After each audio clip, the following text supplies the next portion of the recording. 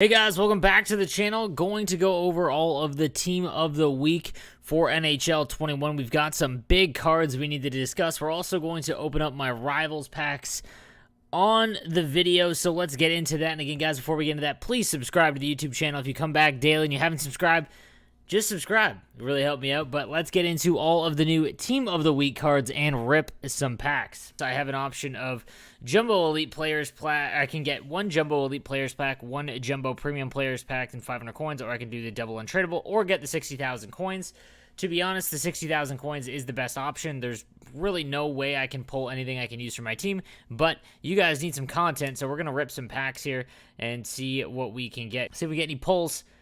Hopefully we get some big ones. Not using a mask today. We save that for, the elite stuff when we get new events, things like that. When we need a big pull, we mask up. Artemi Panarin's nice. Ooh, little team of the week there. Brad Richardson. No one so far, so maybe this one will be Le Bust. Robert Sauvé. Another primetime in Victor Olofsson, who we are going to discuss in the next video.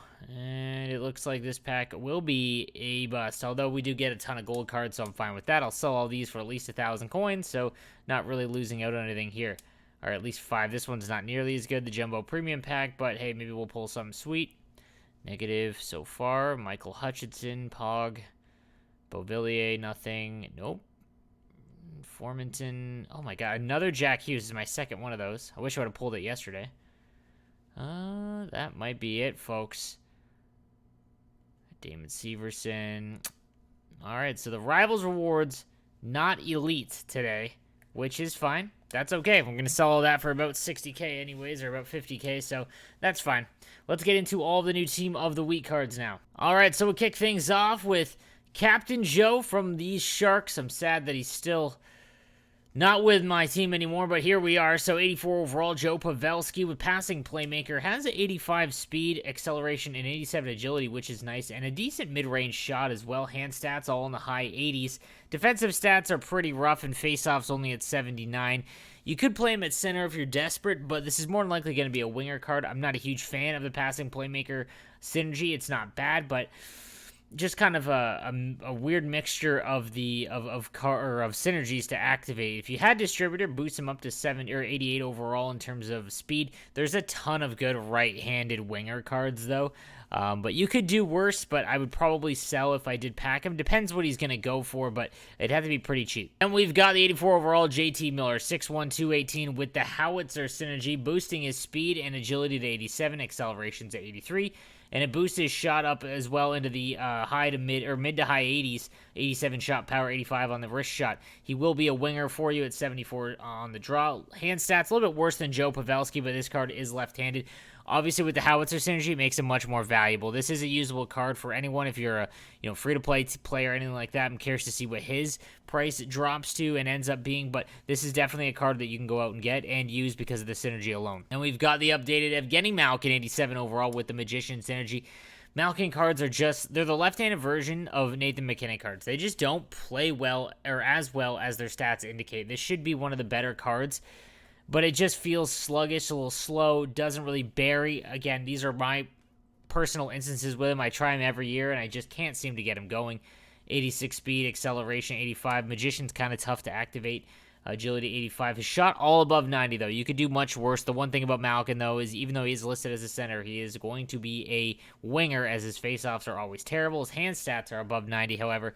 This is a pretty good left-handed winger card. I have a feeling he's going to be right in that middle range where it's not as expensive as a master item like Teravainen, a little bit cheaper than McDavid, so that kind of nice range there.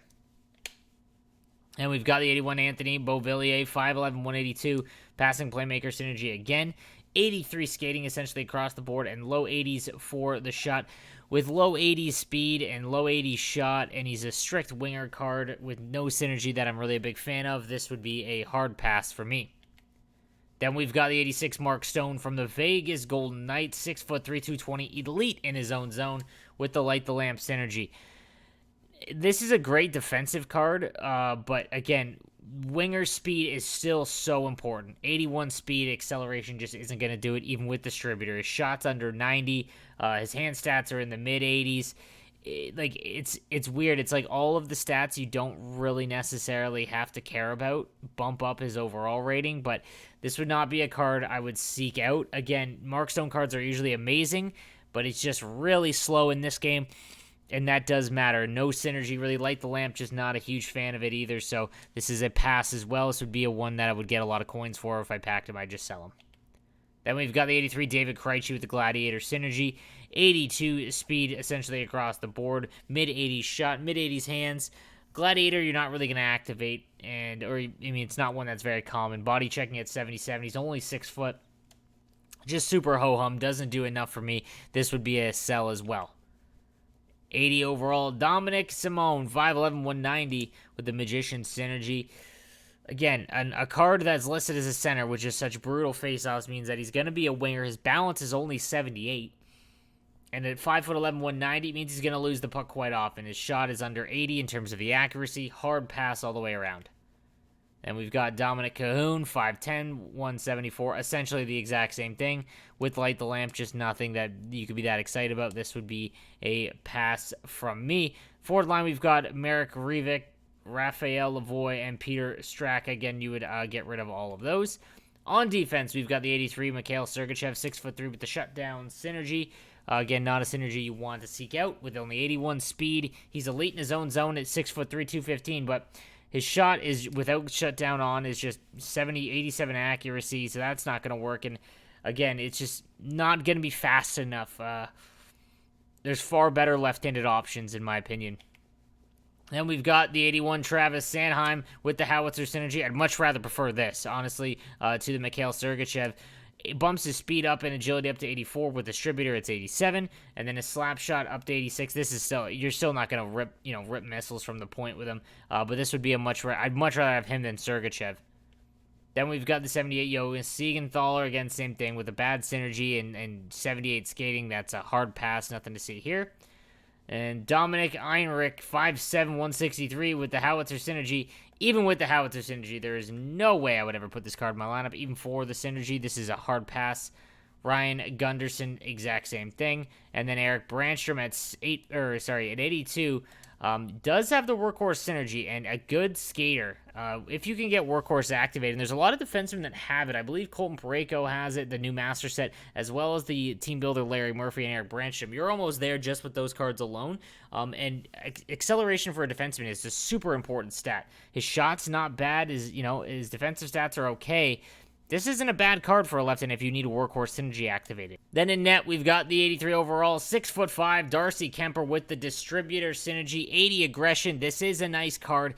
Probably going to slot him in as a backup, in my opinion. I mean, you could try him out. Darcy Kemper cards are usually pretty good, but he does have that extreme height, which means that there is a cap on his speed, agility, as well as, I believe, 5-hole and shot recovery. So he's going to get hit there in terms of the stats, but he does have Distributors, so that's key. And then Patrick Bartasak, nothing to see here, just a Sparks Energy. This is a hard pass. So guys, let me know what you think in the comments section down below of this week's Team of the Week, and make sure you come check out the Twitch streams live at 10 a.m. every single day. Twitch link is down below. Hit me with a follow now, even if I'm offline, that way you know when I go live. But thank you guys for watching, and I'll see you later.